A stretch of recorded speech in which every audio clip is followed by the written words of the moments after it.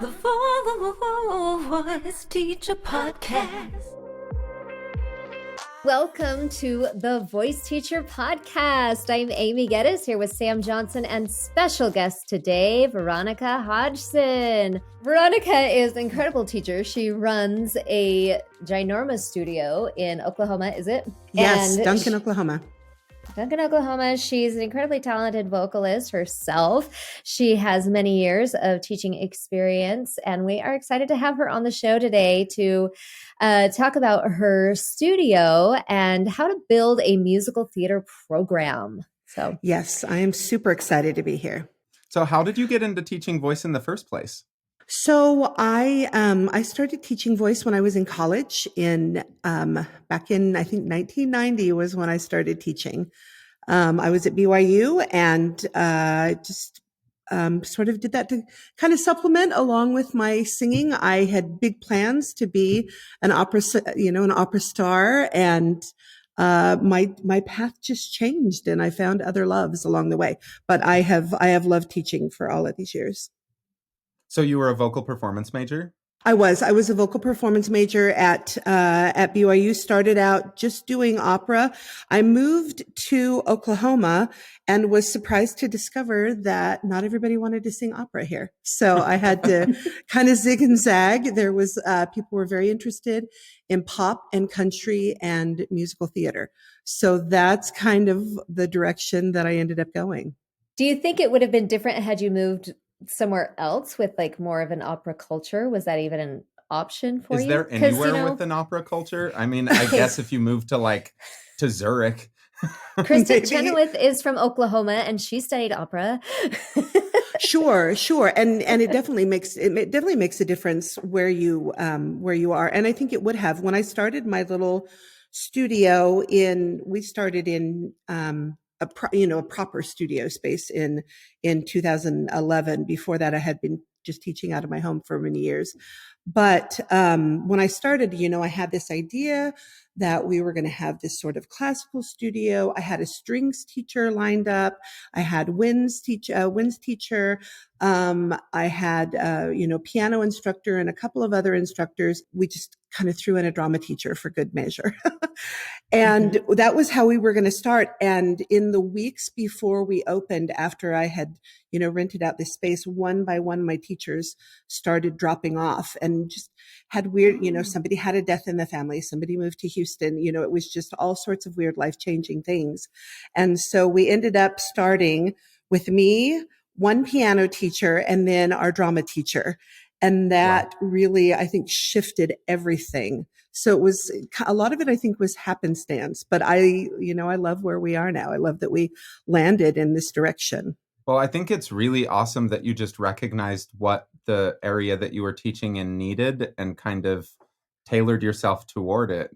I think there was, I think there used to be a sense that in voice teaching that you listened to your voice teacher and you did exactly what they told you to do, and you sang the literature that they gave to you, and that was the way it was done. And I really had to have, and that was the way I was taught too.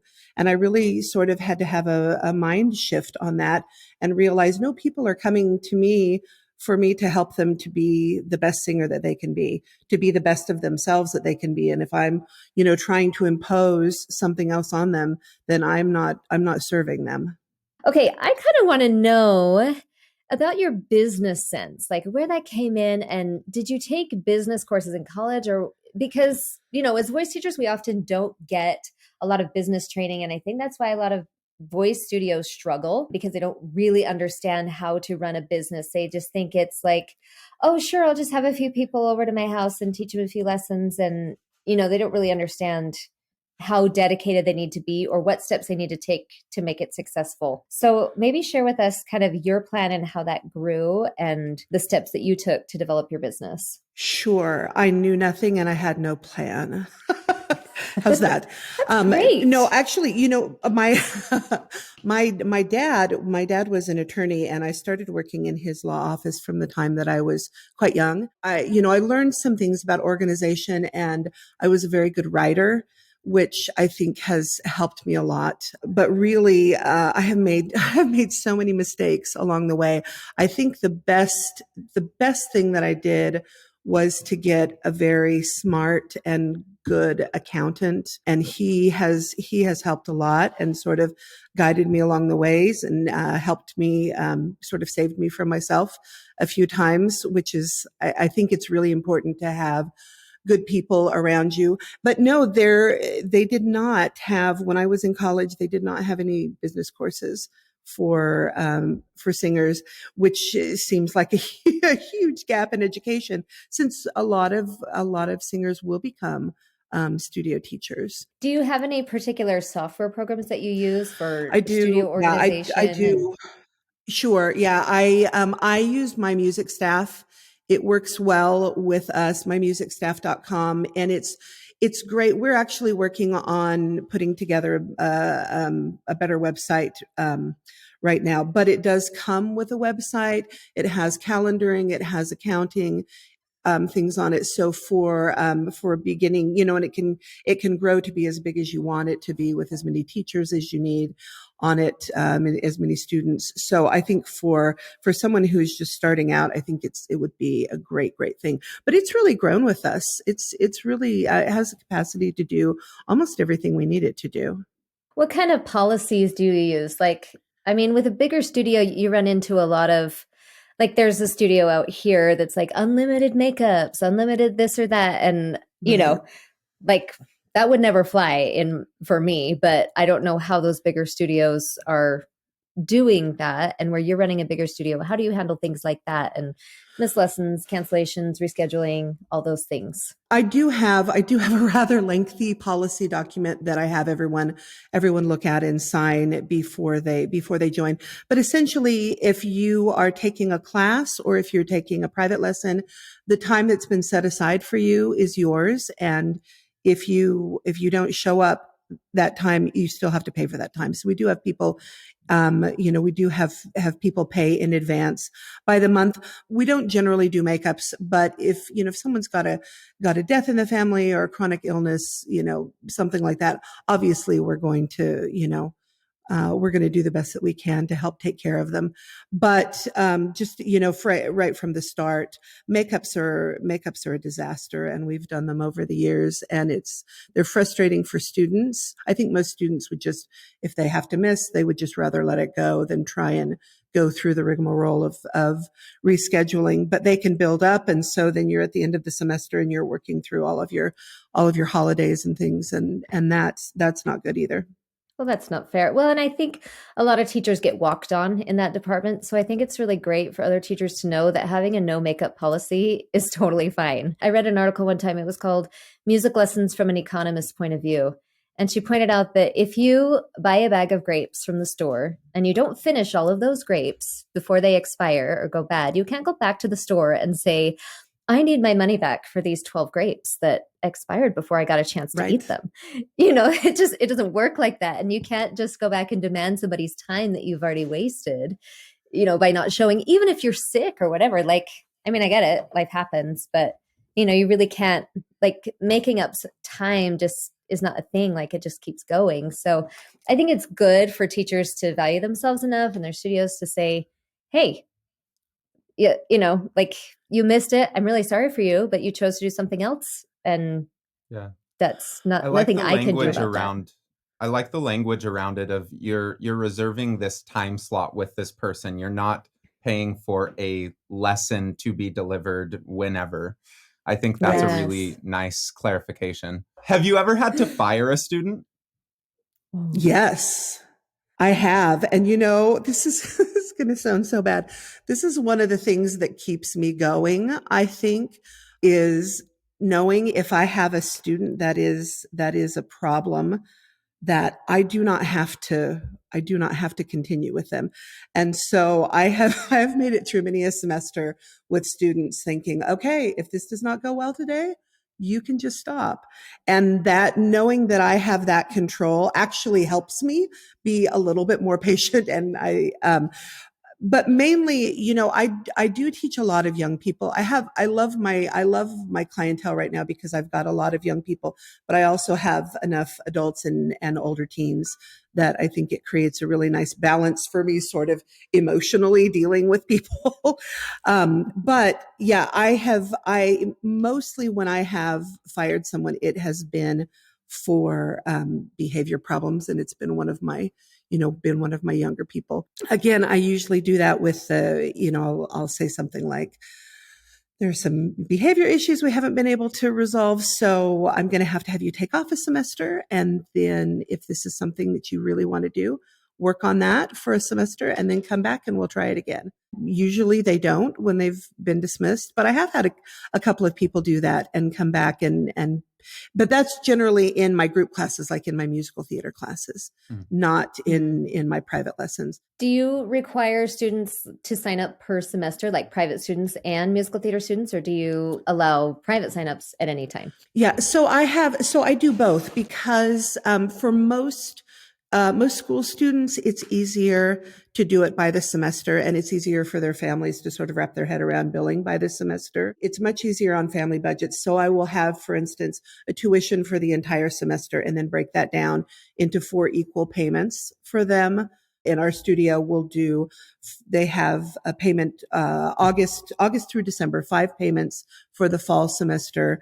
And, voice lessons are X amount of dollars, and they receive 16 lessons during the course of the semester.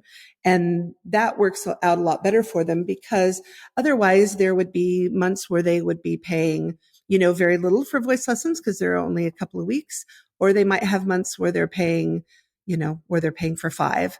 And that, I think, especially where we live, on family budgets, that's difficult. It seems to be much easier for them. Now, for my adult students and for the professional students that I have, they generally do that by the lesson. And then that way they have the option to cancel if they want to. Those lessons are quite a bit more expensive, but they have a little bit more control. For instance, I have a man who's a touring musician, and he'll come in and maybe do 5 or 6 lessons and then go out on tour. And so he'll just do those few. Veronica, how did you get involved in International Voice Teachers of Mix? Oh my goodness. So, Carly Siders, who is a member, is my very good friend, and she tried to talk me into it for a while.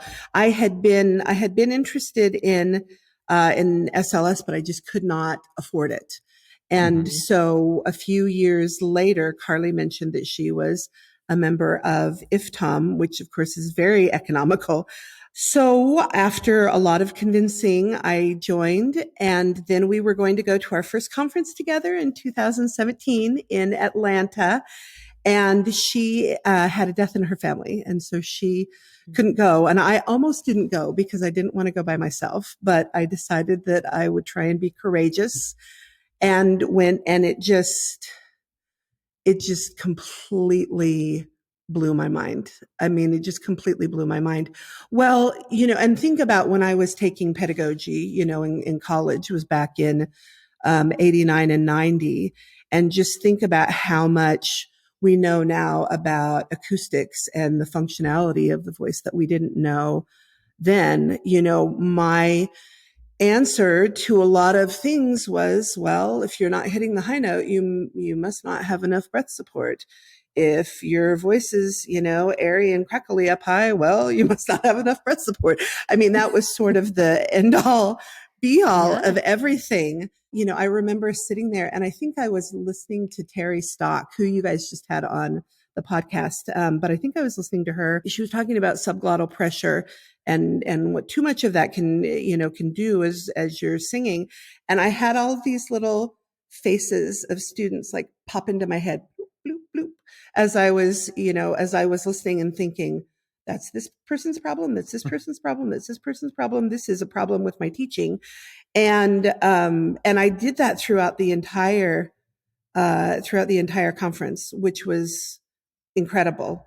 But the other thing that I got immediately in that first conference was just this culture of generosity that is in IVTOM. When I was in college, and there was just so much competition between voice teachers and voice studios, and the idea that you would, walk into another teacher's studio and ask them for help, or, talk to them about a problem, that was not something that was done. And so to have people just give so freely of their knowledge, I sat down for dinner, I think, and I had, we were having a dinner, and I had John Henney on one side and Rob Stevenson on another side, and then Dean Kalin was here and Terry Stock was here, and I just sat there. And at the time, I did not know who I was sitting by. I did not know how cool these people were.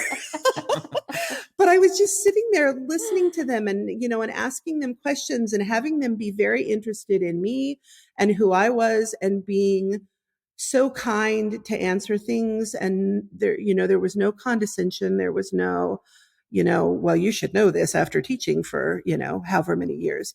It just felt very safe to me to be able to ask questions. And I feel like I have learned more. Well, quite frankly, I learned more in that conference than I did my entire college career. But over the 5 years, I think I've learned more about the voice than I had in all of the years previous teaching. What was holding you back? Why were you afraid to join, or what made you kind of leery? Because you said Carly had to talk you into it for years. And and I have a friend that I've always like, come on, you should be here. Like, you should enjoy this. This is an amazing resource. But for some reason, people are scared, or I don't know. What was it that was holding you back? I'm not sure exactly. I wish I could put my finger on it. Part of it might be, if I can, part of it might be just a little bit of snobbery.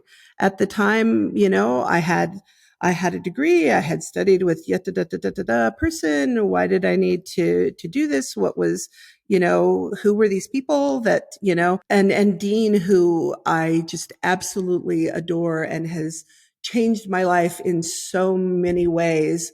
I remember just thinking, who is this guy and what are they talking about? And I read his book and stuff. And a lot of it was honestly so foreign from what I had worked on in school that I wasn't sure about the legitimacy of everything.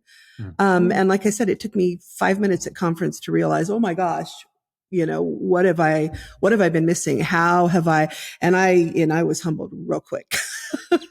And I have since learned, that it just, you can have all the degrees in the world, but if you're not constantly learning and constantly checking yourself and constantly communicating with people who know more or have different ideas and who can challenge what you're doing, then you're really standing still and you're doing your students a disservice. A couple of just a couple of examples, because I told you I came from that school where breath support was everything. And not that I've completely abandoned that, but, before, if someone couldn't hit a high note, I might have said, okay, well, we need to take a lower breath, where now I might listen and say, okay, well, let's change that ah vowel to an or an and see what happens then. And with just that little bit of vowel tuning, all of a sudden that voice is up where it needs to be. Or, a student who's, maybe up in their head voice, and it's just kind of airy fairy up there. And again, where it might have been, a breath support issue. Now I'm talking to them about things like, well, let's do some creaking exercises, or let's put some cry into that, or let's try a consonant up there to, get more vocal fold closure, which, these are just, these are little sort of fine-tuned things that have very, very quick results, where I had students who were floundering before. Now I have students who get what they need very, very quickly. Oh, that's so amazing. Isn't that the joy of teaching? Just like, now I know and I can help you better. No, absolutely. Yeah, absolutely. But that's, but you don't know what you don't know until you reach out and you try to start learning.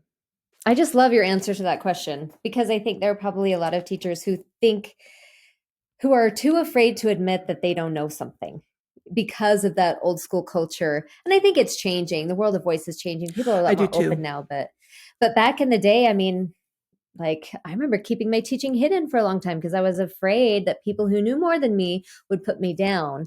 But, when Dean invited me Sure. to join IVTOM, it was the most flattering thing I'd ever felt up to that time, because I thought, wow, like, you want to invite me into this circle of these qualified and experienced teachers. And at that point, I had been teaching for 8 years, thinking, I've got some good time under my belt, and now it's like, and now I'm like, oh, okay, well, clearly there was a lot I didn't know, but how grateful I am that there's so many people who are willing to share, and I can go and learn, and it's economical. It's not going to like break the bank just to have this little sticker on my wall or on my signature. I mean, I am proud to be a member of IVTOM, and I love like saying, hey, I'm part of this really cool organization, but not because it's a snobbery thing, but because it's like, it's so valuable to me and how much it's taught Absolutely. me. I just think that's really cool that you were humble enough to admit that you came from that place, because that takes a lot to And I say. am much more humble now. I just assume now, my whole paradigm has shifted. I just assume now that I don't know, and I am That's ready. such a I am You know how comfortable ready. humble place I to am. be. I'm the most humble person in the world. Well, Sam, I learn things from you all the time. I love your reaction videos, and I have such a good time with them. I think I told you I watched the Adam Lambert video with a student a little while ago. We were working on some things, getting up into some higher notes, and that was really fun. So You're so nice. I learn from you guys all the time. Love I it. have one last question, and it's kind of a Yes. deviation, but if the technology was there and you were teaching yourself at age 19, what kind of stuff would you focus on? I just, I felt like everything at 19, that everything just needed more power and more volume, and that was the answer to every question. And I think I think that's still the case with a lot of people, in most things when we're using our bodies, most things, if we want to go faster, if we want to push more weight, if we're doing something in athletics, if we put more muscle on it, if we put more effort into it and put more energy into it, we get the results that we want. And that is not the case in singing. And it took me a lot of years to understand that, that there's that magic can happen when you back off that extra musculature and just let your voice function the way it was meant to function. Awesome. Just get out So of I the think way. that's what I would try and do Right? with myself. I love that. Well, thank you so much for coming on this. This was fantastic, and I am definitely going to pick your brain more about the business stuff, because you're doing so many things that I'm just dreaming about doing. And like, kind of my 5-year plan is honestly to do the same sort of music theater program kind of stuff. Oh, wow. Just down here. And it's so intimidating. It is so intimidating. So you are an inspiration. Oh, well, that's very kind of you to say. Well, if anybody can do it, you can, because I think you're amazing, Sam. Absolutely. Big fan of both of I'm you. so humble. I'm so Amen. humble. Thank you for joining us today on the Voice Teacher Podcast, brought to you by the International Voice Teachers of Mix. If you were inspired at all by any of this and you want to go see some of these conferences, go check out ivtom.org/events, and you can see some recordings. I don't think we've got the 2017 one up there, but we've got a bunch of them. 18, Okay. I think, is up. Yes. Like and subscribe, follow, do all the things. Oh, yeah. Yay. Veronica, how can people contact you? Oh, goodness. Hodgson Drama, HODGSON drama @gmail.com. Great. Awesome. Thank you so much. Thanks, Veronica. Thank you. You're wonderful. Thank you for listening to the Voice Teacher Podcast, brought to you by IVTOM, International Voice Teachers of Mix. Your co-hosts are Sam Johnson and Amy Geddes. Learn more about IVTOM at ivtom.org and find Sam Johnson at vocalese.net and Amy Geddes at breakthrough-studios.com. Voiceover and theme song by Maz Mazak, and this podcast is edited by Amber. You have been listening to the Voice Teacher Podcast.